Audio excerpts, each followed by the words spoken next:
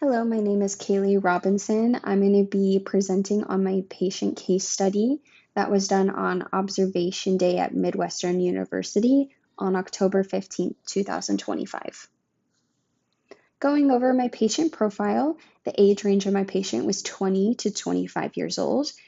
They had an ASA stage 1, and going over their dental history and medical history, we found that the patient was taking acetaminophen, 500 milligrams, for neck pain that was due to a car accident that occurred at the end of September. Their chief complaint, they didn't have any. However, the reason for their visit was for their medical history, their EO-IO exam, assessments, radiographs, and DDS exam. For their oral assessment summary, their key oral findings was there was abnormal bilateral mandibular tori that was lobulated. They had missing teeth of number 32, 16, 17, and 1. And for their overall health status observation, it was found that their generalized periodontal classification was adult gingivitis, stage 1, grade A. Their caries risk was moderate, their periodontal risk was low, cancer risk was low, calculus detection was moderate. The radiographs that were prescribed on October was the bite wings. The bite wing images were prescribed because the patient's last x-rays were a full mouth x-rays that was given on June 26th of 2024.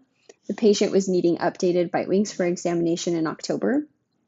The following slides that I will be presenting on for the anatomy identification and restorations are from the full mouth x-rays done in June of 2024.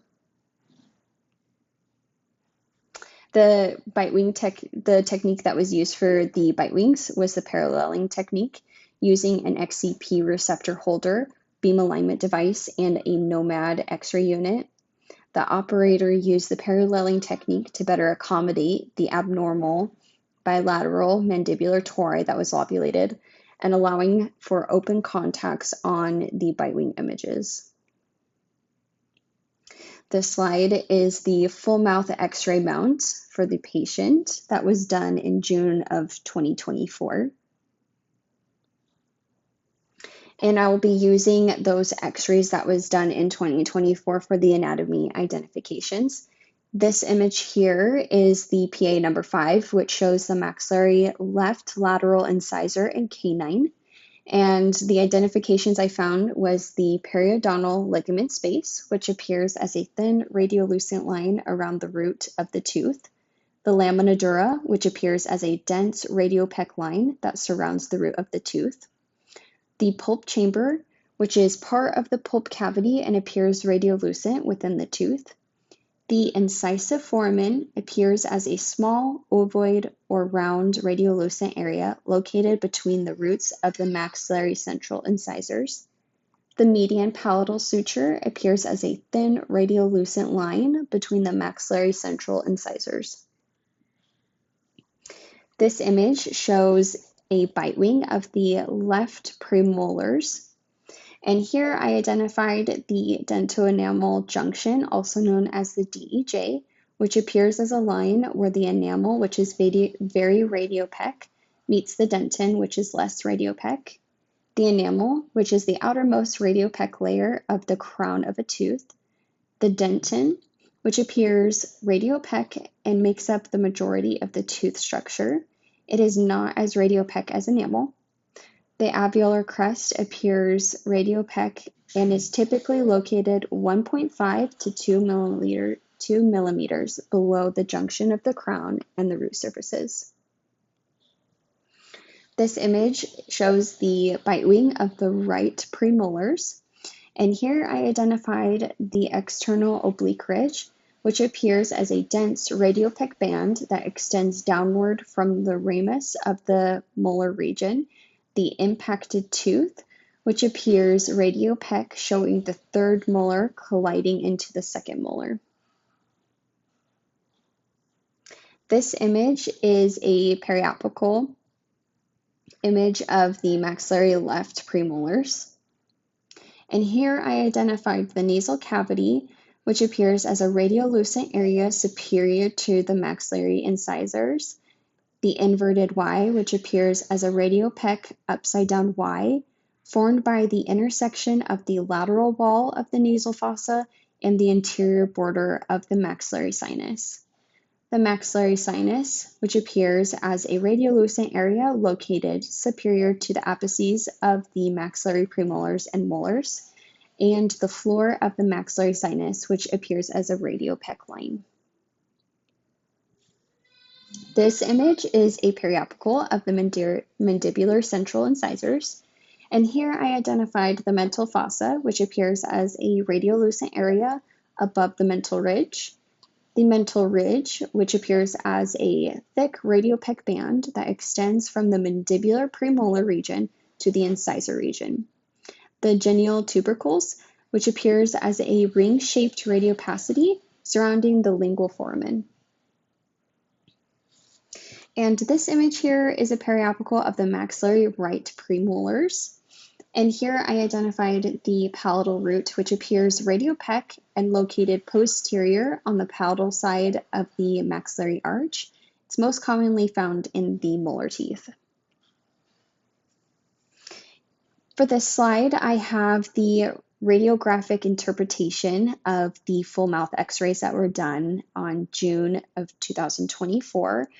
Located, I have the tooth numbers, and in red, I have the interpretation of things that need to be done of identification, such as caries or impacted teeth.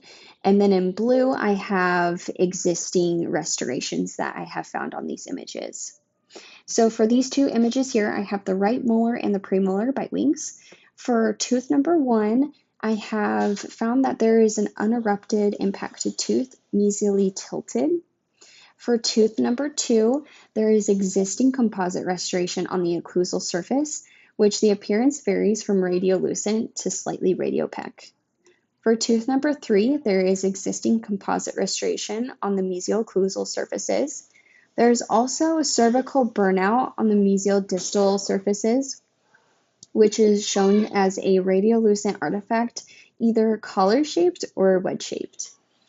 On that tooth, there's also reoccurrent moderate interproximal caries on the mesial surface, which is decay that extends more than halfway through the enamel, but not into the DEJ. For tooth number 4, I see that there is existing composite restoration on the mesial, occlusal, and distal surfaces. There is also reoccurrent moderate interproximal caries on the distal surface of that tooth. For tooth number 5, I see that there's existing composite restoration on the occlusal. There's also severe interproximal caries on the mesial distal surfaces, and that is when caries extends more than halfway through the thickness of the enamel. For tooth number 32, there is an unerupted impacted tooth that is mesially tilted. And for tooth number 31, there's existing composite restoration on the occlusal and possibly on the buccal. Due to superimposition of the densities of a normal tooth, the buccal caries are difficult to detect on dental images and are best detected through clinical examination. So that's why I said it is possibly a buccal surface as well. For tooth number 30, there's existing amalgam on the distal surface, which appears completely radiopec on dental images. On that tooth as well, there's existing composite restoration on the distal occlusal surfaces. The images that I have here for identification is the PA of number 7, number 6, which is the maxillary left molar and premolar periapicals, the left molar and premolar bite wings as well. So for tooth number 16, I have an unerupted impacted tooth, which is mesially tilted. For tooth number 15, I found existing composite restoration on the mesial occlusal surfaces. For tooth number 14, there is existing composite restoration on the mesial occlusal surfaces, and there's also a cervical burnout on the distal surface as well. Tooth number 13 shows existing composite restoration on the mesial occlusal distal surfaces.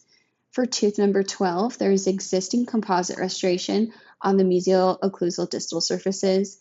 For tooth number 17, there is also unerupted impacted tooth, which is mesially tilted.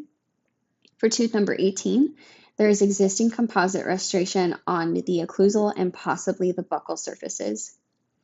For tooth number 19, there is existing composite restoration on the mesial-occlusal. There is cervical burnout, and that shows reoccurring interproximal moderate caries on the mesial surface as well. And then for these images, I have the PAs of number 3 and number 4, which is the maxillary left lateral incisor and canine periapicals, and PA number 5, which is the maxillary central incisor periapical. So for tooth number 7, I found incipient interproximal caries on the mesial distal surface.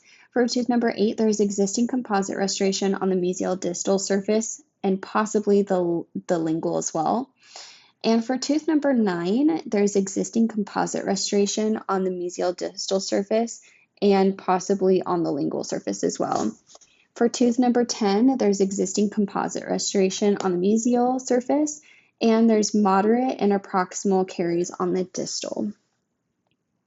So overall, the conclusion and impression of this patient, just based off of the patient restoration history, the patient has a high history of decay, just based off of the restorations that were found on those x-rays from the full FMX. And it is shown that it is highly seen in the interproximal posterior regions. The patient is at high risk for dental caries, just based off of the findings of the current caries that were found on there. And for their bone health, the patient has a normal alveolar crest height, which is approximately 1.5 to 2 millimeters apical to the CEJ, so that's considered healthy.